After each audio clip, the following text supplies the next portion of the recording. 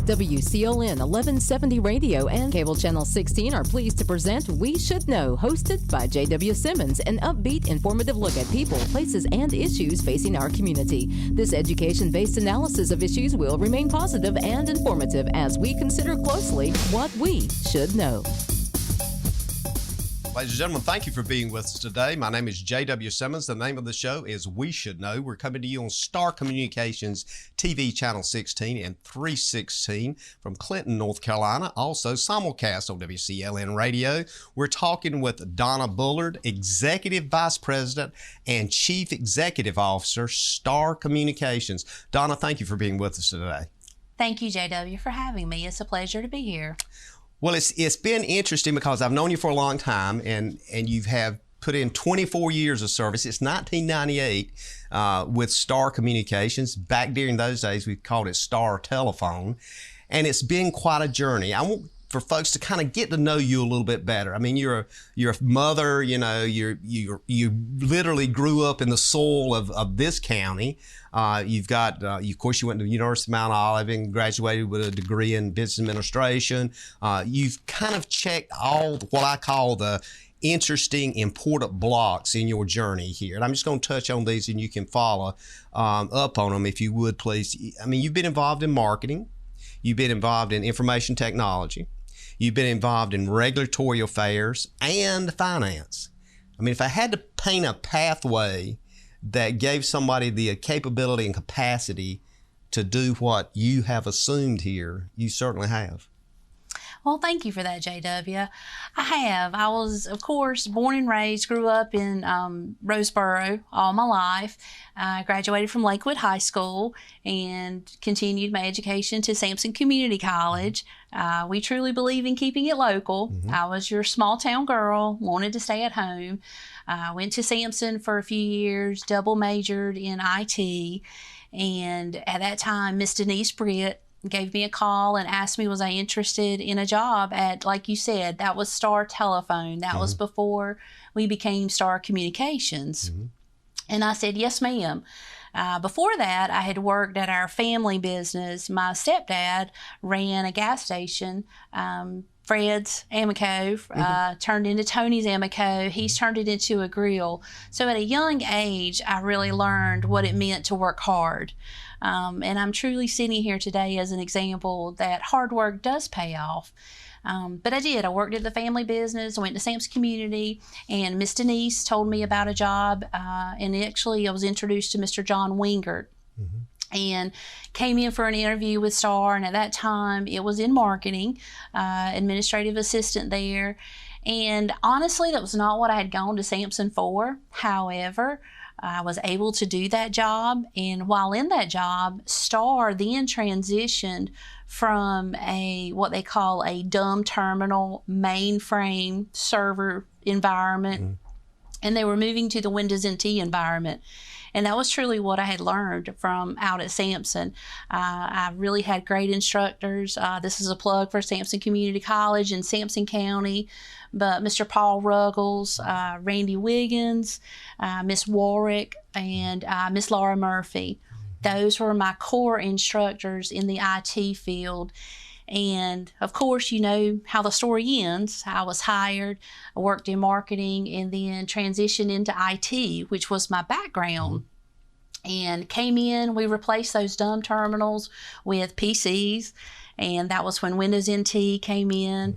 And I enjoyed that. I did that for probably about 6 years in the company. And then, of course, I started having my children, and the opportunity to move over to finance came up, and I called Mr. Jeff Nethercutt at the time and said, I'm very much interested in a change of pace. IT, just like our business, is very fast-paced. You know, you learn something this year, next year it's antiquated. It's out of date. We all know that with computers and software, constantly changing. But I did enjoy it, and then wanted to do something different in the company, moved over to finance. And even within Star Telephone, Star Communications, we have 10 different departments. And sometimes those departments, depending on the department, can feel like you're at a different company, but we're all in one company. And that's what I tell young folks today. don't limit yourself. If you think, well, I've got a graphics degree, don't think, well, I can't work at Star because they are a utility company. But just like sitting here today, these guys producing this show, they have a graphics background and design. So it takes all. But I did evolve into finance, truly enjoyed that as I started a family and working with Mr. Nethercutt. My daughter is 16 years old now, and I've worked with Jeff for 16 years in finance until just recently he notified our board and the organization that he was ready to retire and move on to his next chapter in his life. So yeah, that's how I got started. I feel like I do have a very broad knowledge of Star Telephone, Star Communications, our Star Vision entity. IT probably taught me the most. Of course, in marketing, you had to know your pricing. I did the advertising, the bill inserts. So I learned quite a bit about our services through that position. And when I worked in IT, I learned more about the functionality of Star as an organization, being the support for each department, the internal departments. I learned the software. Back in those days, our plant department had some software called Mirror, and that was unique to that department. And then we had accounting software. And since then, of course, we have unified into one billing system. Just like with technology, Star Communications continues to evolve. And I feel like in a way, a personal way, I evolved into what I am today through those experiences with the company. But as I said, I do have 2 children, and I live with my husband over in Cumberland County, actually about 8 miles out of Roseboro. I have about a 30-minute commute each day, which I truly enjoy. It gives me time coming in to prepare mentally for the day, and it gives me time at the end of the day as I leave the company and head into my home life, and it gives me a transition. But I'm thankful for that starting foundation. Well, we're fortunate, I think, as a cooperative to have you not only in this position, but have the background that you went through. You mentioned your family. I understand your daughter Abby also is an avid sports person, so you get to travel quite a bit with her. I do, between work and home life. And of course, like you said, I am a wife, I am a mother, and I am a daughter. My mother continues to live in Roseboro, but yes, Abby loves volleyball and basketball, and Jackson is all boy. And when I'm trying to stay out of the emergency room with him with broken arms, he loves basketball in the meantime. Wow. And baseball. Well, I want to kind of look again and think about some of the things that you just talked about. It just seems to me it's interesting when I see that and I look at the chronology of events. You started with a person in your position by the name of Milton Hugh. I think you and I both remember when he came to Sampson County. Interesting person. From there, you went to a person that was the head person in charge. And I'm using that word person for a reason here, Lyman Horn. Everybody knew Lyman. Lyman grew up here as you did and was recognized immediately, and he traveled some of the same circuits you did, and of course then followed by Jeff Nethercutt. But the key thing I wanted to point out here to those folks that are listening is you had also set an example of a pathway, being the first female in this not only leadership position, but total responsibility position to a board of directors for this whole operation. That's pretty huge, Donna. Well, I appreciate that. I agree. And I'll have to say, being female, I always try to treat people equal, no matter what your gender, race, sex, creed. I believe in the best person for the job. But it was just recently that I actually thought, I am interested in promoting, and I do believe I could do that job. It's exciting. Well, you started, technically, I think the baton was passed to you the 1st of December of 2022. We're sitting here in January of 2023. During that period of time, have you seen anything, or have you been, has anything hit your windshield that you were not anticipating, that you needed to kind of reach out and say, wait a minute, I need to double check before I hit the wipers on this one? Right. So far, so good. Unfortunately, in December, we did have an outage, and that's never pleasant. However, dealing with equipment, sometimes there's just nothing you can do about that, no matter how many backups you have. I would have to say the outages are the hardest thing to deal with in this position. But other than that, it's pretty much been business as usual.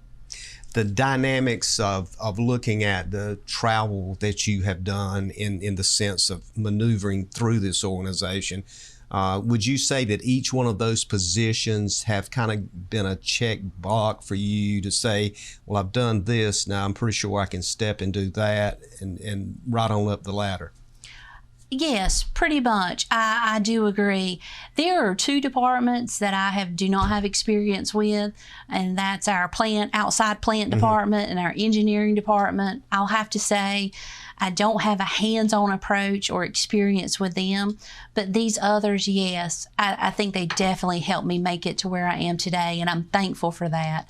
And I think it's needed. I think knowledge of the company is needed in this position. For someone on the outside to walk in December 1st, I can only imagine how overwhelming that would have been. You've seen all these models, and you and I have talked about a little bit about some of this off air, but as we all know, there's leadership models that, says you're everything from laissez-faire to open door to militaristic and all those kinds of things. Where would you pin the map if you had to kind of model what leadership style you were? I'd say leadership style, I'm definitely fair. I want to be fair to all. However, sometimes you have to be firm. I will defend what I believe is right to the end. We're going to take a quick break, and on that note, and we're going to come back, and we do want to talk a little bit more about what not only you're doing now, but what you see for the future as well. Ladies and gentlemen, stay tuned. We're talking with Donna Bullard, who is the Chief Executive Officer and Executive Vice President of Star Communications. We'll be back in a moment. You're out for an evening on the town. Finally a chance to relax and forget that you left your front door completely unlocked. Fortunately, you just installed a security system from Star Communications. With just your cell phone, you can check on your house, lock it down, light it up, and get back to relaxing. You forgot to put Buster in his crate. Unfortunately, we can't help with that. Security and automation from Star Communications. Call today to find out more. Most aging adults want to stay in their homes as long as possible. And as your loved ones get older, you want to support them, even when you can't be there. Star is proud to offer Star Alert.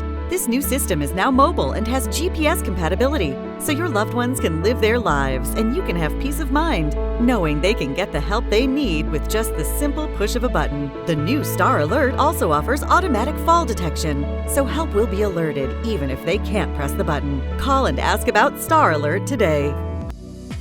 Ladies and gentlemen, welcome back. Star Communications TV, Channel 16 and 316, simulcast WCLN Radio. The name of the show is We Should Know. My name is JW Simmons. I'm your host. We're talking with Donna Bullard, Executive Vice President and Chief Executive Officer for Star Communications. Again, Donna, we've had a great discussion in the first segment today, and coming back, I want to start this segment with what I've read was a quote from the President of the Board of Directors. His name is President Thurman L. Smith, and he is the board president. And this is a quote from him. He said, "Star Telephone is extremely fortunate to have an individual who has the qualifications and expertise to fill the position from within this organization. We look forward to providing continued and uninterrupted service under Mrs. Bullard's leadership." You've got the full support of your board, and they looked at, as you know, there's a huge landscape of folks out there raising their hand. This achievement to step into this role, in the first segment, we spelled out a little bit about your life and your journey, but this is a heavy lift, and I know you've thought about this. I know you and your husbands talked about this. This is a weighty position. I want you to kind of help folks understand this is not a stroll down a street. This is huge because you're responsible now for all of these families that you represent with employees, for all of those folks out there that expectations has been set, just give us a little bit of Donna's feeling for where you are. I will, JW. I agree. It is. It's a huge lift to carry. And like I said before we ended the last segment, there was a period of time when just asked in casual conversation, what are your career goals? Are you interested in the next step? And there was a period of time where I simply said, I'm good. I've always loved what I did, whether I was in marketing or whether I was in information systems or when moving to finance. Honestly, Star Communications is a great organization to work with. We are your hometown cooperative in so many ways. I've always been completely satisfied and happy with my career here. But I don't know, over the past 12 months, as you become into senior management, you evolve into a VP within the organization. We all have heavy loads, no matter what your position. Our customer service reps, who are our front line, our outside guys that are working with the customers day in, day out, every position carries a heavy load. They're different. The loads are a little bit different depending on your department.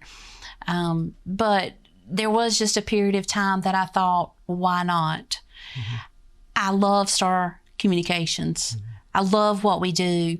The grants that we have been awarded in the past 3 years was almost like throwing kerosene on a fire. It has fueled the excitement. Years ago, of course, we still are a telephone cooperative, but in the industry, it's evolving the technology into broadband. Mm-hmm. That is our feat. Today, people they need phone service, but it's more, I need broadband with the remote working and learning. So I wanted to carry on the legacy of the others. As you mentioned, Mr. 2 I worked for about 18 months, Mr. Horn and Mr. Nethercutt. Broadband DSL started under Mr. Horn's leadership. We were super excited to be one of the very first co-ops to have 100% DSL network. With Mr. Nethercutt, we have survived 2 floods, and we won the $30 million grant that really tipped the hat for us. I wanted to see that legacy carried on. Are there others in the company that probably could have carried on that legacy as well? Sure. But as a type A personality that I am, I thought, yes, I want to be the person to carry this. I have some big shoes to fill, and like you said, it's a large organization. We continue to grow. We have been entrusted with $30 million from the federal government to deploy broadband and put this fiber in the ground, and we will do just that. We have the perfect team to make it happen, and I hope to hear coming, hopefully in the next few months, that they will entrust us with a second award of similar magnitude.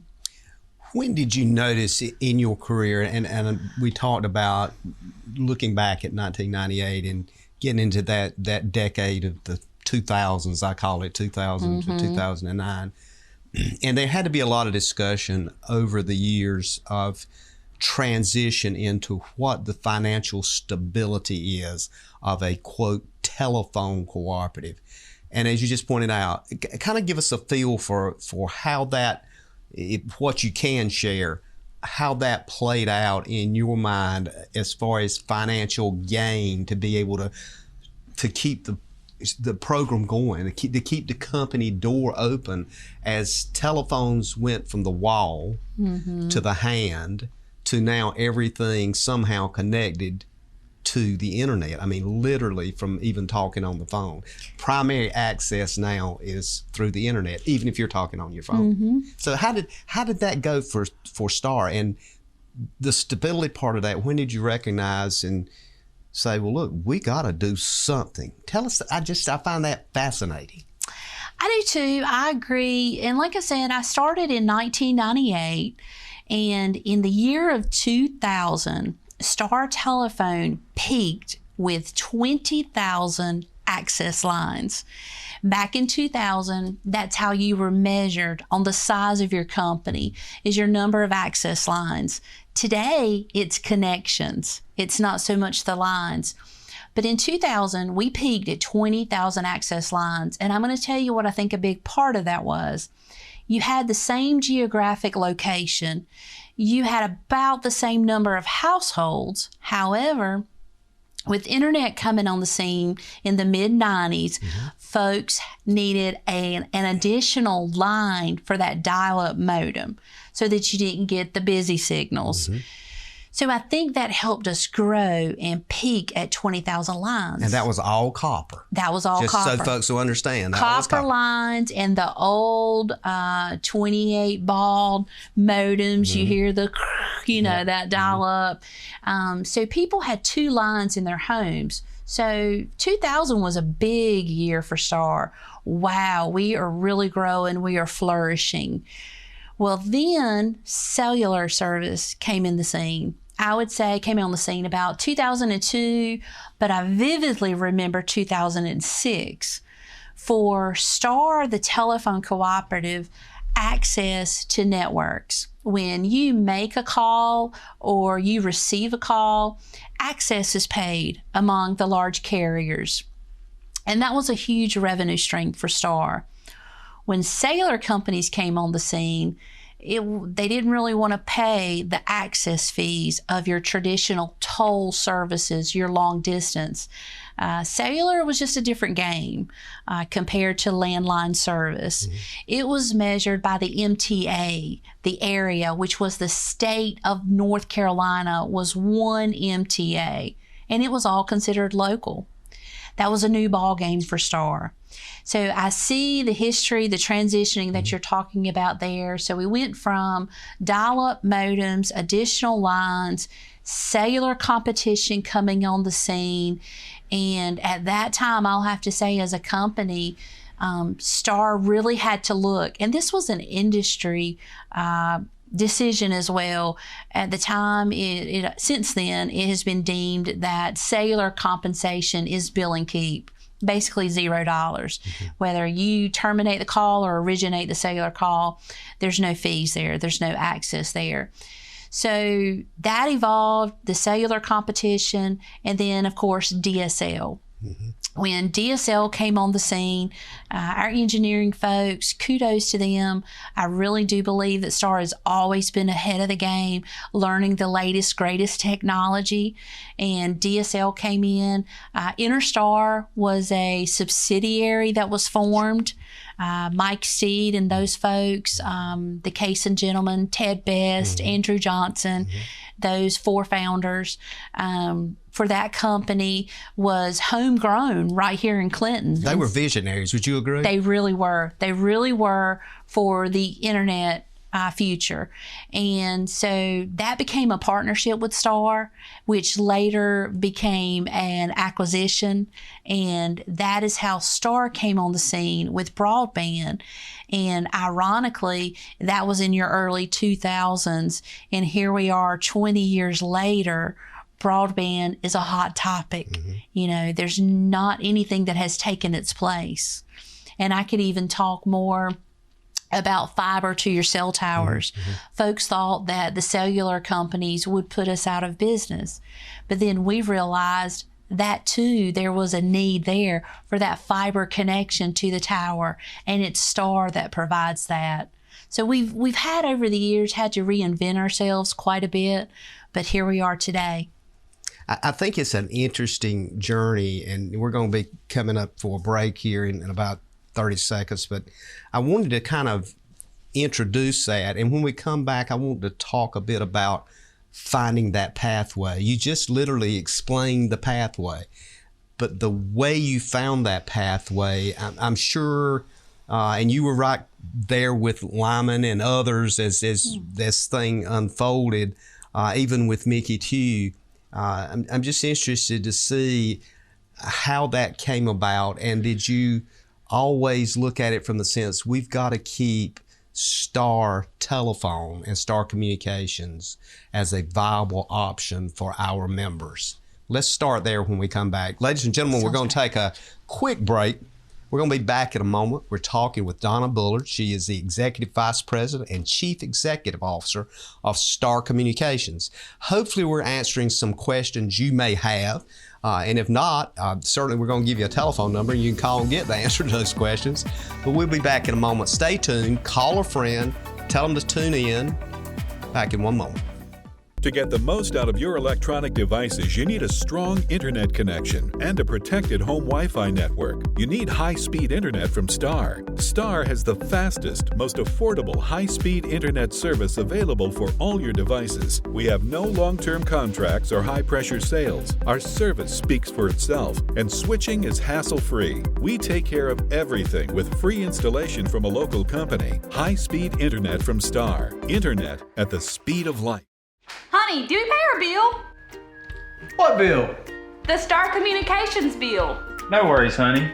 With Star's paperless billing and automatic draft system, I get a notification sent right to my phone. There's no need to be bothered with those paper statements, and our bill is paid on time every month. Well, that's easy and convenient. It sure is, honey. Honey? Yes, dear. The bake. Oh, right.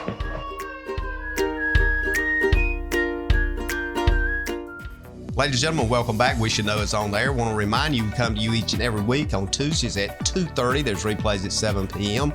on Star Communications TV Channel 16 and 316, simulcast on WCLN Radio. We're talking with Donna Bullard. Donna is the Executive Vice President and Chief Executive Officer, Star Communications. Donna, again, thank you for being with us. We're about halfway to show today. I want to kind of, start this segment with a couple of comments, or I'll start with one that I know you're familiar with.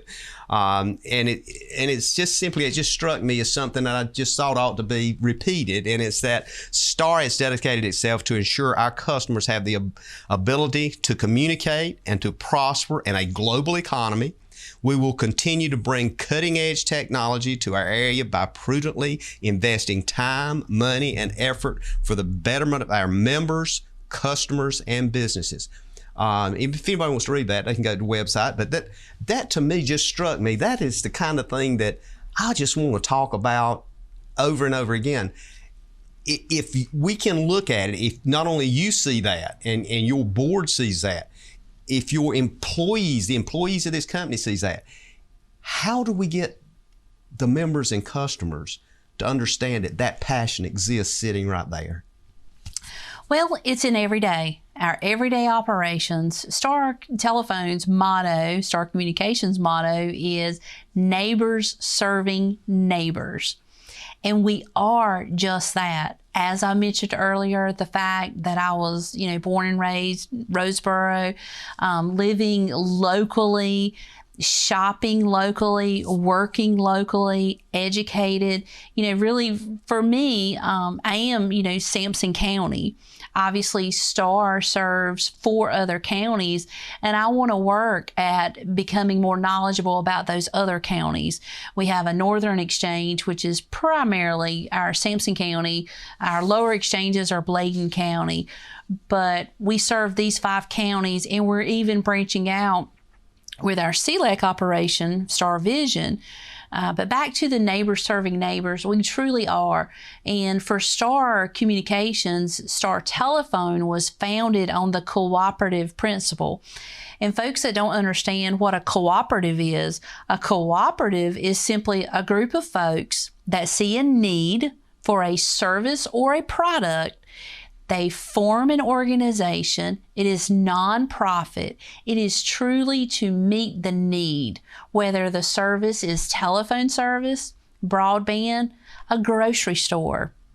Our North Carolina Cooperative Council is a council for the state. There are numerous and all different kinds of cooperatives that are members of the North Carolina Cooperative Council. I always thought of cooperatives as utilities only, but financial institutions, your credit unions, not only your telephone utility, your electric, but grocery stores. The grocery store cooperative was the most interesting thing to me that I've learned over my 24 years of Star being a cooperative. But we were founded on rural America having the same amenities of urban America. It should not matter where you live, that you have the same opportunities, whether it's education, it's utility, it's the workforce, your grocery shopping, no matter what it is, we should all have inclusive options. You just nailed something for me as you were talking. It struck me. We hear a lot about a word now that's been introduced in our conversation for the past 2 years, and that word is equity. You just explained in very detail, a cooperative is equity. That's right. It says everyone has that opportunity. That's a huge challenge for you. How do you navigate the landscape? How do you see from where you sit to deal with those constant kinds of things that you get? And you get it, I guess, if you were head of a car dealership or whatever, you would get it. Is balancing that with customer expectation versus employees.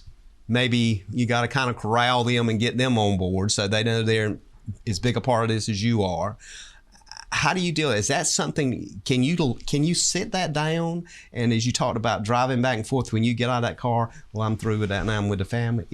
Can you disengage? No, you really don't. I don't think it matters what industry you're in these days. It's an instant gratification world that we live in. Thankfully, that's our business, to provide that broadband connection, to give you that instant social media, your smart homes, remote access and what have you. But to go back to the original thought, cost is a big prohibitive for rural America. It does cost more to truly serve those than it does in an urban area. We say all the time, we have roughly 2.5, if you round that up, 3 subs per route mile versus your urban counterparts that could easily have up to 20 homes per mile. So that is the hardest thing to deal with. As far as employees, for the most part, for our cooperative, as employees come in, we explain to them what a cooperative is. Even for me, as a young girl out at a student at Sampson Community, when Miss Denise Britt mentioned to me, Donna, there's a job opening with John Wingert out at Star Telephone, I've chuckled because I did live in Roseboro. CenturyLink at the time was my carrier. I said, who is Star Telephone? And when I told my mother, I said, Mom, I've got a call from Miss Britt. I said, she wants me to go in potentially and apply for a job at Star Telephone. Of course, my mother, being born and raised in Kitty Fork in the area, knew, oh, Star Telephone is a cooperative. That is a great place to work. You make sure you attend and apply for that job. That was a big deal. That was a big deal. So the cooperative model, I would have to say, for the employees that work with Star, I do believe we know it, we live it. And back to you really can't disengage, because when I say our motto is neighbors serving neighbors, I go to church with our customers, our members. I go to the grocery store. And when folks see me, it just depends on the day. If their service is great, they may see me as Donna, a fellow church member. But if their service is not working, they see me as Donna, Star Communications. Hey, I need some help. I need to put a trouble in, and so forth. So it's hard to disengage. You are always on, and it's the world we live in with the instant notification of everything. And in today's society, honestly, if a person has a service trouble, they want to talk to someone right then. It doesn't matter that you have 20,000 other customers. They are the most important member at that time. And honestly, they truly are. That is our customer satisfaction goal. Every member is just as important as any other. I think it's interesting that you approached it from that direction, because what and again, have knowing you for quite a few years, this has been something you've always been able to do, and that's connect with the bottom line, middle line, upper line, wherever it is, you've been able to connect with those folks and seek, I guess, reason and understanding. And that's what I'm hoping to do today, is to get folks to understand that, yes, there's things that, based on the vision and based on neighbors helping neighbors and the volume of change that's going through STAR now, that you're able to do. Do you welcome those commentaries when folks stop you at different places and say, yeah, I heard you on We Should Know, I need to tell you this? And is that something that sometimes you think, oh my God, I know this is going to be bad, or I know it's going to be good, because you just had something go down or something? We do. We welcome it. I think in life, feedback is good no matter what you're doing, positive or negative. You can learn from it. But we go back to that cooperative principle. We are owned by our members. So if that member has something to say, it matters. I mean, they are our owners. So yes, it is welcomed, it is important, and I'll be very honest with you, sometimes I may not agree with something, but we need to hear it, and we can always learn from it. Had an interesting conversation yesterday from a customer on price, and after an hour conversation with a very intelligent gentleman, I understood his frustration. And actually, we've had a phone call and working with our VP of marketing, who is responsible for pricing. There was a unique situation that we're going to talk about and discuss and see what we can do about that.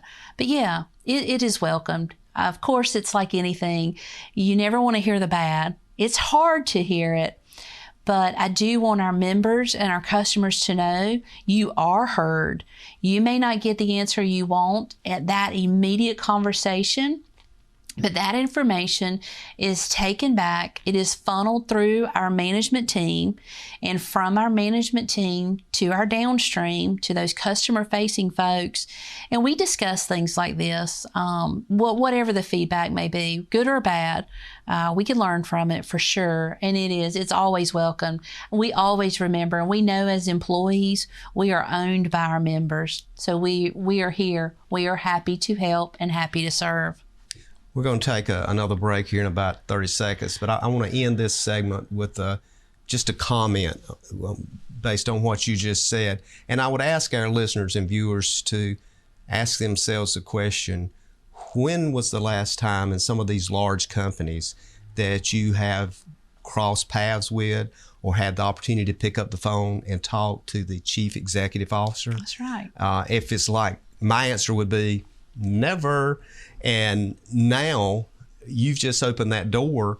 You know, if you see me somewhere, let me know what's going on. So when we come back, I want to talk about this last segment, some of the future things, some of the visions you see down the road, some of the kinds of technology switches that need to be pulled. Ladies and gentlemen, we'll be back in a moment. We're talking about communications and the people that know about it, STAR Communications. Just because something may work doesn't mean it's right for your business. Let STAR Communications' knowledgeable consultants help you customize a hosted voice system that's right for you. Our dedicated experts work with you to understand your business needs and guide you at every step, from choosing and installing services to ongoing maintenance and support. Contact STAR today. Eastern North Carolina is a beautiful place where we gladly choose to call home, and we strive to provide the best communications services. STAR is committed to improving communications to all our service areas because we want to improve the communities where we not only work, but also live. STAR Communications. We are neighbors serving neighbors. If you run a business, you need sales. To get sales, you need customers. To get customers, you need exposure. Let our team of experts craft and produce the perfect video ad to reach your intended audience while making the most of your advertising dollars. Call 1-800-706-6538 or visit starcom.net to contact our STAR Communications production team and get your business moving to the next level. Welcome back, ladies and gentlemen. We Should Know is on the air. JW Simmons, your host, Star Communications, Channel 16, 316, Star TV, as some folks call it. We're talking with the person in charge, Donna Bullard, Executive Vice President and Chief Executive Officer of Star. Most folks say Star, Donna. It's hard. We do. We say Star because you've got Star Telephone, our DBA is Star Communications, and you've got Star Vision. We used to have Interstar and Star Wireless. Yeah, I remember Interstar, and that did really get confusing. It did. So, but I think the good thing is everybody knows that it's there, and they know Star is where they need to call if they have a concern, issue, or if they want to sign up and be a part of this organization. And just listening to you in the first three segments, I want to kind of follow up on that thought a bit. It's almost like once you sign up, whether it's internet, whatever it may be, you become part of Star. And you guys offer so many services, everything from security in the home until the list goes on and on. But this last segment, I wanted to kind of get in to your thought pattern a little bit and help us kind of see what the future looks like in this unbelievable changing world and landscape of communications. I've done a bit of reading from the National Rural Telephone Cooperatives, and they got some great stuff out there. And I don't want to get into that. I want to get into where you are, because every cooperative is an individual cooperative. They they do things different. They listen to their customers, and you know so much about that. Just tell us where we're going, what your anticipation is for the future. I will. For Star Telephone, which is our regulated entity, we really have got to get 100% fiber deployment. And that has been a goal for some time. Like we talked about early on in 2000 with the purchase of Interstar, your DSL, it was known early on that pretty much a copper line is maxed out around 10 meg. Who would have known 20 years ago you would have, almost as if it's the Jetsons period, they really predicted our future, the smart watches, your smart homes, your thermostat, your light bulbs. I personally enjoy these efficiencies and amenities. I love being at home, being able to look at a camera when I have a delivery made, especially during Christmas. So we've got to get the transport by the means of transport, which is fiber. With fiber, they say the sky is the limit. You have speeds, which in today's world, a gig, which is, you think, oh, you'll never need more than that. But I'm not naive enough to know that in time, something else will be developed. New technology, faster, greater is coming. But in today's society, we need fiber 100% everywhere. Once we have 100% fiber deployed, we can truly be competitive. And we were working on that. I am super excited. For those of you may or may not know, Star was awarded a USDA grant in 2018. We have made a huge feat on that. With that grant, we were allowed to go to each exchange, and instead of our territory looking a little bit like Swiss cheese with fiber here, here, and here, but not here, not here, with this grant, we are allowed to take it exchange by exchange and deploy fiber. And we are now starting on year 3. Mm-hmm. And in the meantime, with the federal awards, we've also won a few state grants. The NCDIT GREAT program is a fantastic grant program. We started that in Bladen County, actually before 19. I believe the first award of that was in 2018 in Bladen County around our Henry Moat, Pusey Store, our Abbotsburg Exchange. We put some fiber there. And with our federal grant, we have recently finished up the Herring Exchange. We have finished up the Six Runs Exchange. We are working in the Harrells Exchange. And we also were awarded a Community Connect grant. And that has finished up our Cohary Exchange. We will be working in our southern exchanges as well, Kelly, Lisbon, and most recently, as I alluded to before, we have applied for another round of the USDA grant program that will complete our entire service territory. So no more Swiss cheese. No more Swiss cheese. We're going to look like a solid slice of cheese there. We're going to have fiber in our entire service territory for the regulated entity. And now that seems like maybe a slow go for some, but you have to realize that geographically, Star Telephone is the largest North Carolina cooperative. Our service territory is the size of the state of Rhode Island at 1,458 square miles. So that's a lot. You know, if we had a small service territory, say 200 or 300 square miles, we could already say we're 100% fiber deployed. But just a few years ago, this was a $70 million project. And as fiduciaries of your cooperative funds, you know, we tried to be wise financially in making decisions. And we used CapEx to build fiber. And at the rate we were going with COVID, the remote work, the remote school, it's just not fast enough. But these grants will help accelerate that. The goal is within 5 years to be 100% fiber deployed to our service territory. So I think that's where we're headed.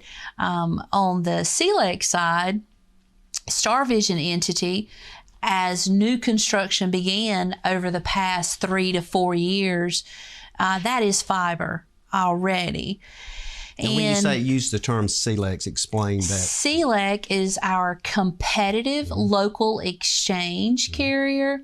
So for the ILEC, that is a regulated entity. We are regulated by NCREA.